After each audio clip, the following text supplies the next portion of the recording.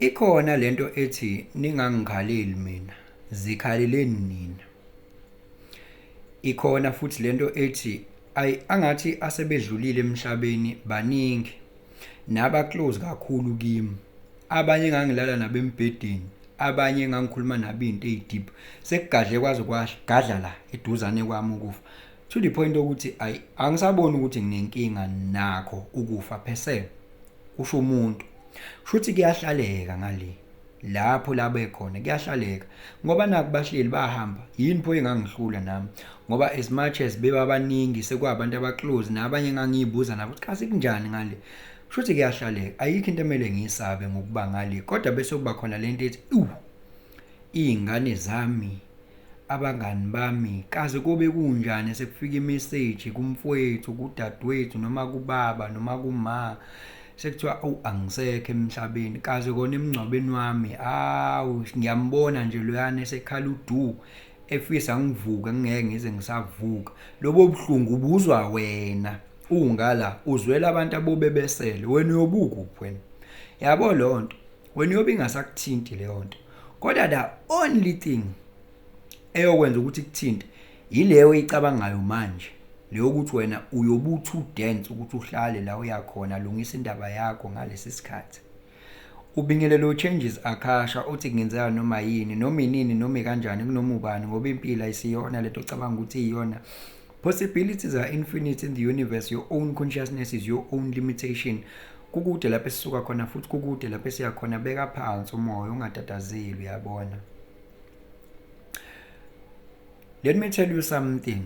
Sikhona isigaba ongafika kusona ohambeni lakho le spirituality la khona ongathi ngisho ngathiwa ngiyahamba namhlanje anginayo inkinga uma usuwenzile umsebenzi kuwena. Uyabona njengoba ngi-infuse kumbe ngafaka i-meditation vele meditation esizoyiqala next week lapha ku YouTube Changes Akhasha on YouTube Monday and Thursday at 7 p.m. I-meditation sizoyiqala kuleli viki lelizayo. Mangikhuluma ngeviki elizayo ke njengoba ngenza le video nje namhlanje zo 11 so usungabuka kumsombuluko olandela lapho ila ngizoqala khona ke siqale ngemeditation all along besikade singayenzi besibhalansa ama chakras bese senza i-pranayama izona zinto besuthu ezuthiwe besizenza so bese so infuse ne meditation ke ngaphezulu. Obviously you need to be a channel member by that 59.99 I think yabo. So yeah ilokho ke nje kumele ukuthi ukwazi but la ngibheke khona ngibheke la ekuthenini ukhona umsebenzi ongawenza kuwena to the point lokuthi uthi ngisho namanje ngahamba anginayo inkinga ngoba yini lesabukufa akusiwena loyo ocabanga leyo nto akusiwena the true essence of who you are akusiwena akukusabi ukufa lokho akusabi ukuthi kuyosala kwenzekaleni mangihamba kulomhlaba lokho akusabi lokho kuyazi ukuthi kukhona emhlabeni kukhona emazulwini kuyazi ukuthi akaze kwafa futhi akusoze kwafa akusabi lokho okusaba yilokho kofa ngempela ekuthiwa i-carnal mind i-conscious mind leyo ke iyofa ngempela and yenza ngayo yonke indlela ukuthi iyona ekwenza ukuthi ubheke indlela zakho uyiprotect ukuze ugcine usafe to keep you alive. So leyo ke ilento ekuthiwa i-lower self leyo that is not the true you.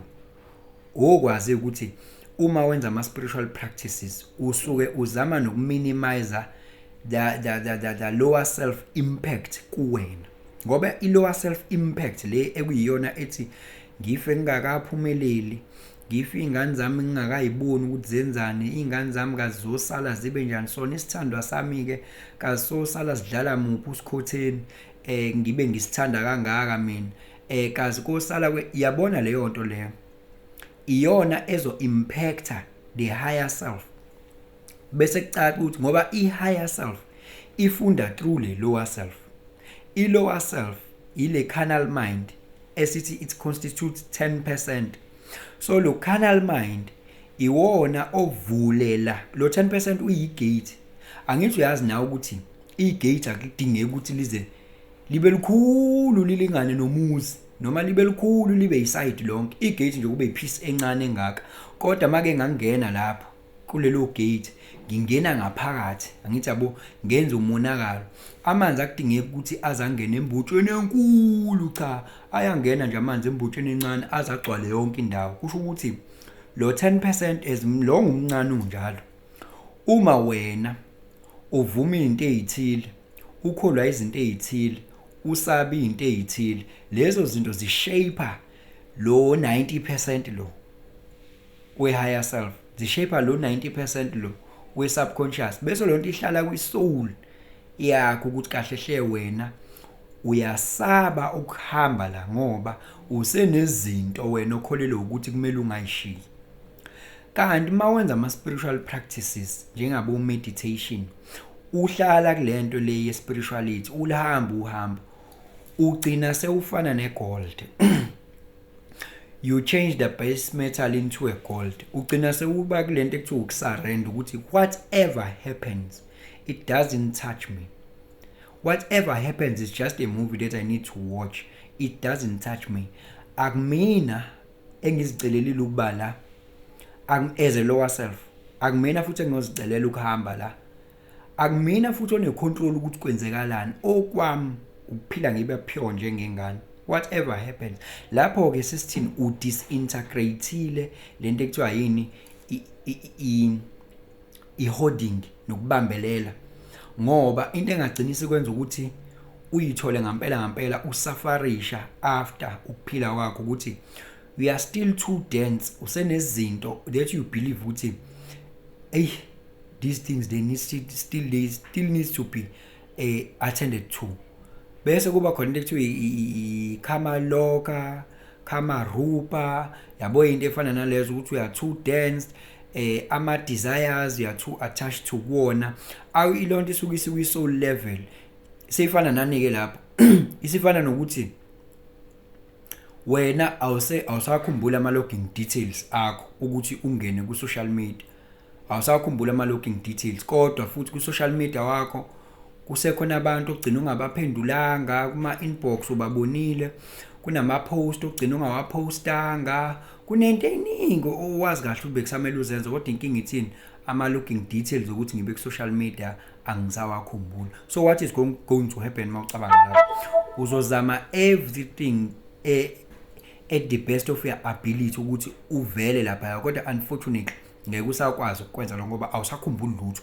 So lezi umi nje ku two factor authentication umi khona, and usuzozama ukuheka, uzama ukugqekeza, ugcina usuhlupha abanye ukuthi ungangena nge-account kalona uhambe uyobhala kweyakho ngoba wena usenawo usakhumbula ufuna ukungena kulo ukuze uyobhala. That is how ke sekukhona lento ukuthi sekukhona abasetshenziswa emoya ethile efuna ukustill uqhubha into zayo la emhlabeni, kodwa ayisenawo umzimba wokuqhubha lezo zinto. So usukuzenzele wena ngokuhluleka uku-accepta nokusurrender ukuthi I will have nothing. So mawenza i-meditation usuke wenza ukuthi ube pure, ukwazi ukuthi ube yi-observer, ukwazi ukuthi ungabibikho attached, ukwazi ukuthi u-observe your thought without attaching or having an attachment on those thoughts ukuthi lawo, because nakhona lokho kumcabango. Leyo nto ukuthi nje khona izingane ezokhala kazi obani kokwenzakalani mase ufile yonke lento, umcabango kwakona lo, umcabango. Kodwa wena ukuthi usu attach emotional, usune emotional attachment kulo mcabango lo, awusawubuki wena impassionately ukuze ungayi attach, awusawubuki ngokuthi it's just a thought, whatever happens I'll not be there, it's just a thought. Kuyokwenzeka ngizobe ngekho lapho mina and I have no business with that. Angithi yabo ukwazi uku-observe ayikho into eyenzeka emqondweni wakhe engeyona i-thought. Yonke into eyenzeka emqondweni wakhe i-thought. Yabo wena you just charge it with emotions, then it becomes reality ke. When you charge it with emotions, ucharge kanjani ama emotions, you engage with it, you believe it, you critique it, you do this, you do that, you don't want to surrender. And like, and ifana nokubuka nje i-series ukuthi mangibuka i-movie isikhona nesidingo sokuthi nami ngize ngikhale kakhulu ngento eyenzakala, noma I just need to watch. So i-meditation iyakulekelela ukuthi indlela yakho izama ukuthi ibe ngcono emva kwani ngale kwethuna.